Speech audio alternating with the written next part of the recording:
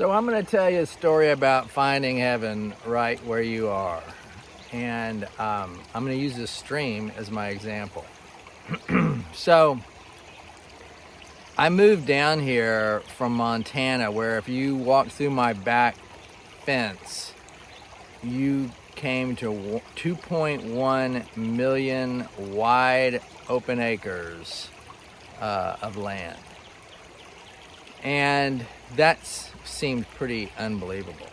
So, down here in Missouri, helping my folks, dad's 87, mom's 80, and they just need some help. They've been A-plus parents my whole life. It's time to be an A-plus kid and spend some time helping them with some things that they're having issues with. So, where I am right now is their neighborhood, which is just kind of a lower middle class neighborhood in Missouri. Behind their neighborhood, after a rain, I would hear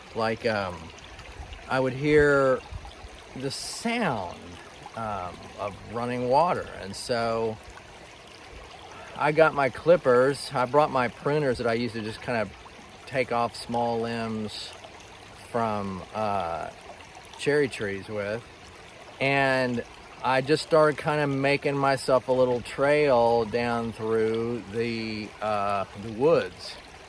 Didn't have any idea anything about it. So now what I've found is that there are all these streams. Some of them run harder than others after it rains. Some of them, like this one, just kind of go all the time. It'll be harder if we've had a big rain. But my point is that Ranger and I have all this space to rummage around and go here and there and everywhere.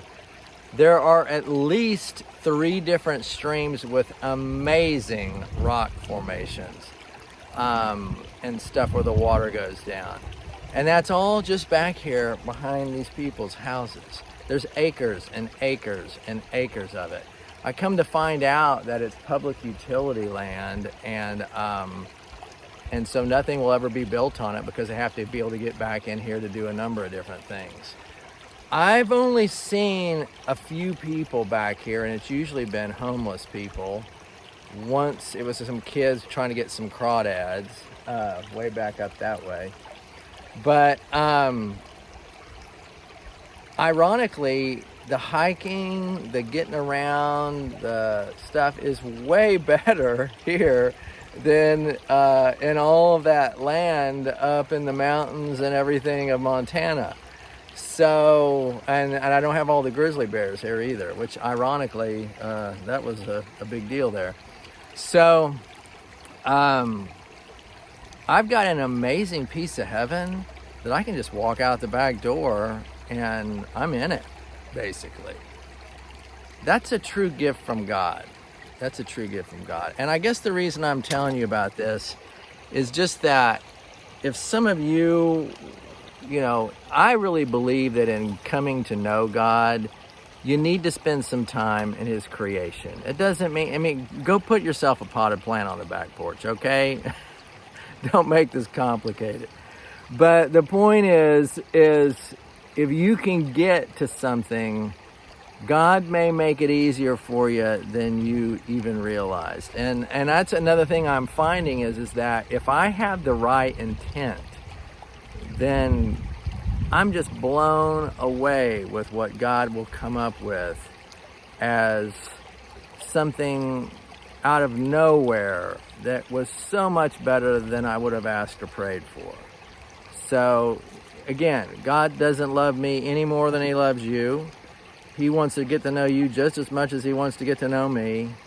And He wants to spend some time with you. And this is a really amazing place to spend time with God.